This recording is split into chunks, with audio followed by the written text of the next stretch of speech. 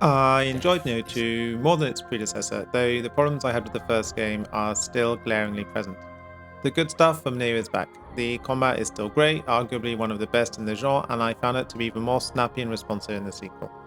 The innovative key management system makes its triumphant return, as do the three different stances, the Onimo Jutsu magic talismans and the Guardian Spirit transformations.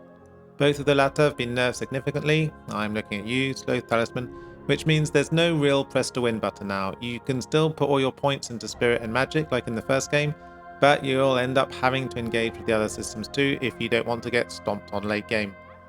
Three new major introductions to the sequel are Yokai Realms, Burst Counters, and Soul Cords.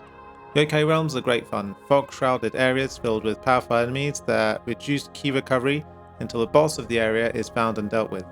You really have to plan your attack carefully and not run in guns blazing, which was a refreshing change from the rest of the levels. I found burst counters to be awesome. A fairly generous parry that allows you to counter unblockable attacks in 3 different ways, depending on the spirit type you have equipped: Brute, Feral, or Phantom. There's no better feeling than turning a boss's attack against him, exhausting his ki, and grappling him to death. Soul Calls I was a bit lukewarm on. It's a great idea in theory, allowing you to effectively steal an enemy's moveset and add it to your own, but in practice I quickly found my 3 favourites and didn't touch it again until the endgame. Unfortunately, there are still other things that in my opinion still need to be fixed. Loot is still a hassle to deal with. The Forge or Reforge I found to be mostly useless on the lower difficulty levels. I wish Nioh would take a page out of Diablo or Destiny's playbook and offer up some really unique loot that would be worth keeping and upgrading, rather than yet another demon axe with slightly higher stats that I'll dismantle before the end of the level because I've found another one.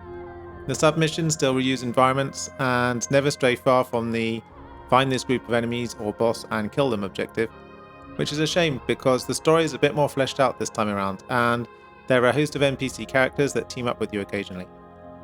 Nioh 2 is still a great game though, better than its predecessor, and with Nioh 3 on the horizon, I expect 2026 to be a great year for fans of this magnificently complex loot-based combat series.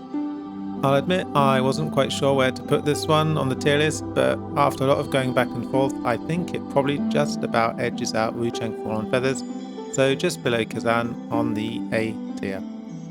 Thank you so much for watching, and I'll see you in the next one.